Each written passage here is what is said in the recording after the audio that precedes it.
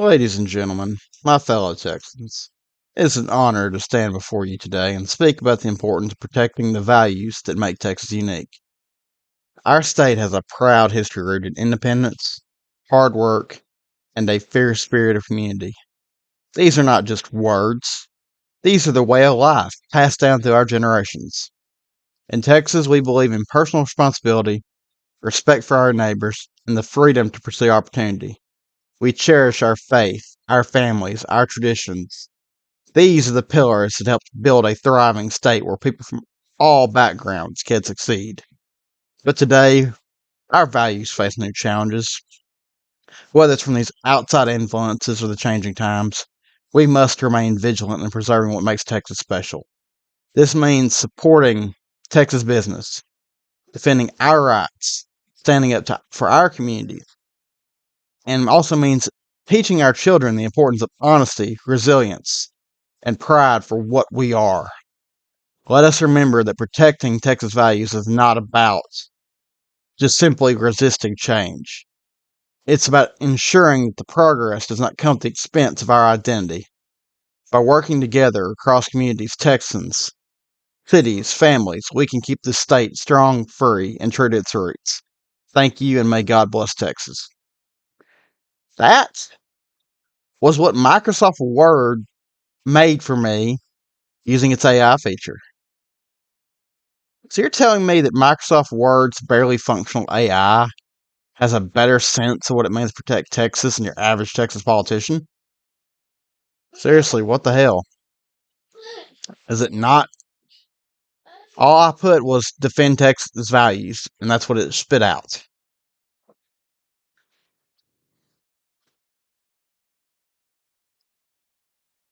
Is anyone else just tired, frustrated with the way things are going? I swear, one side is lunacy and the other side is weakness. The Bible teaches us that the wages of sin are death. But what are the wages of tolerating sin? It is a delayed death. Why are there no hardliners running for the governor's mansion of Texas? I've seen some claiming to be independent or I will stand for Texas more than Abbott is, or the evil Democrats. Our state is defined by independence, by strong nature. Yet I see nothing showing that.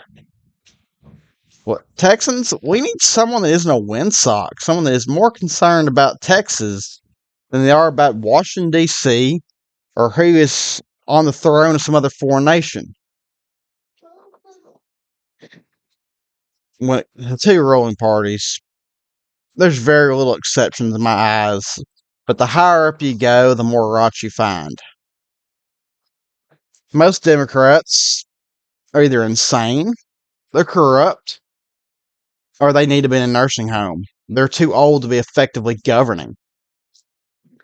I'm not letting Republicans off the hook either. All I see is complacency and reaction. They're never proactive. They're never pushing back against the left.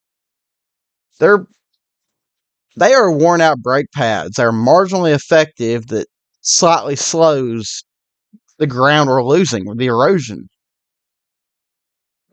Austin is full of windsocks. They will only do as politically expedients based on the pressure they're receiving. If no one's going to have the gall, the stomach to say what needs to be said and what needs to be done, I'll just say it. We need a leader who will put Texas before any other earthly king or kingdom. Whether that king is in D.C., whether that king is their pocketbook, whether that king is their personal image. Texas, hear my voice. We need a godly leader. We need a governor that says, Christ is the king above all kings. Viva Cristo Rey. We should not be worried about offending these invaders in our homeland. We should be more worried about offending God.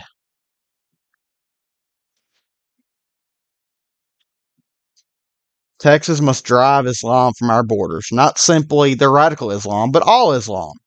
It is all incompatible with what we hold dear as Texans. We need to send these pagans fleeing back to their shores. Make these demons tremble. And frankly, any nation that does not recognize Christ as our King should be given no favor and take no treasure from us. Who founded Texas? Who made Tejas into this grand republic that we have? Well, it was the Catholic Spaniards and the Protestant Anglos who made Texas into what we love. From the sacrifice of Colonel Travis at the Alamo to the brave defenders at San Jacinto of Once Again, these men chose any fate but submission. To quote the great Sam Houston, Texas has yet to learn submission from any oppression, come from what source it may. Are we living up to what Sam Houston said? We have been used and abused by both the federal government and these foreign hostiles who dwell among us. They have used our systems and our kindnesses against us. It's past time talking. It's past time compromise. Texas and our homes. Texas homes. Texas job. This should all be for our benefit, for Texan benefit. And those H-1B visas, they should all be suspended. All these people should be deported back to their native soil. That's where they belong. If they are the best and the brightest and talented, they should go make their home countries great. I don't even like the flood of Americans that have come into Texas. They come in from states that, frankly, they helped fail. And they bring their policies with them. If you want to flee a fallen state, I can work with that as long as you remember that you are a refugee. You are not a missionary. Leave that mentality behind and assimilate. I want Americans to assimilate just as much as I'd like the foreigners to assimilate. So, simply, I don't want any foreigner. I don't want any firm. I don't want these investment firms buying single-family homes and using it as investment. Homes are to build families, build communities, build Texas, not to pad the portfolio of somebody states away, nations away.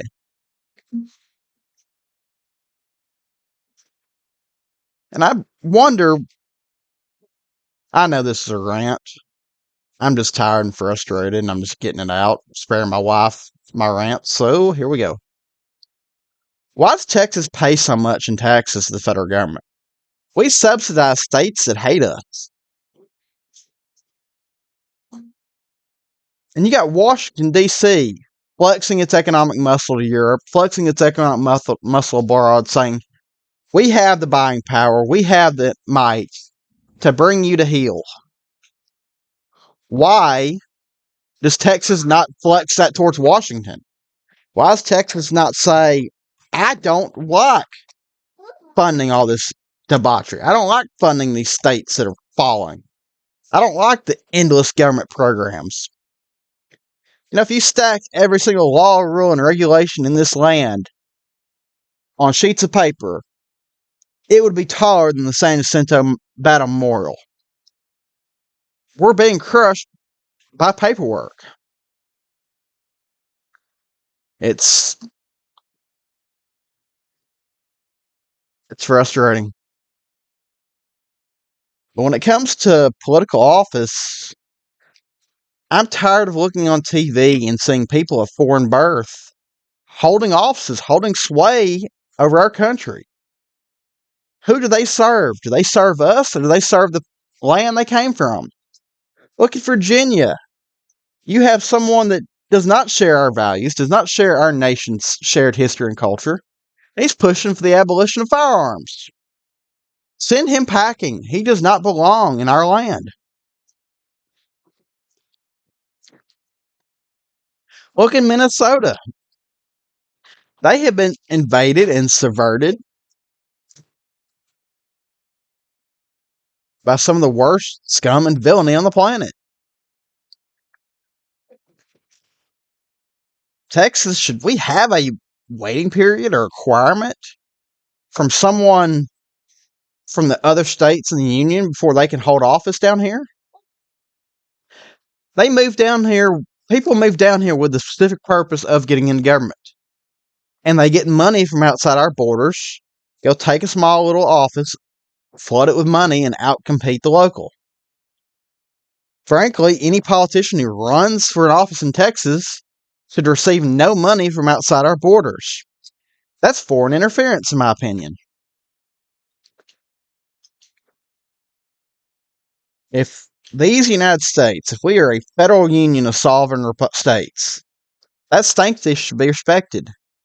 Texans shouldn't be spending billions to influence an election in Minnesota or Nevada.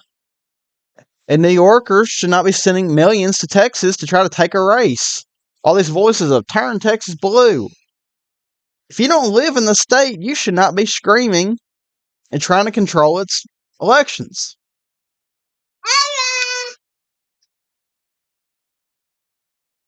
Sovereignty. If sovereignty is a fun one because it's selective. I hear voices screaming, Greenland must be defended. Greenland should be for the natives of Greenland. Ukraine should be defended from the evil Russians. Ukraine's borders must be sovereign and defended. Then we have the Israelis. They must be able to exist as a nation. They must be allowed to keep their religious ethno-state. Then you have Taiwan. Taiwan must be defended for our national security. All these voices, all these nations should be respected. Why not us? Where is the respect for the Lone Star State? I guess I'm just an angry Texan, and I wish other Texans were just as angry. I want Texans to get charged, get active, ask these questions. I know I'm just some dude venting on the internet. I'm tired of the noise. I'm tired of the lack of transparency. I've got a lot of ideas of what Texas needs to do to fix itself. I'm no politician. I'm no silver spoon. Just a native Texan that still believes in the words of the Texas national anthem. Empire wide and glorious, you stand supremely blessed. Just no one else gonna start a fire. I guess I will. By God, the star of freedom will shine ever brighter upon the blessed shores of Texas. I don't know if anyone's gonna watch this. I truly don't care. I'm just venting frustrations. If more than two people say this, God bless you. Thank you. God bless the Republic. You want to say hi, Andrew? Sign off. You want to sign off? Say bye. Attaboy.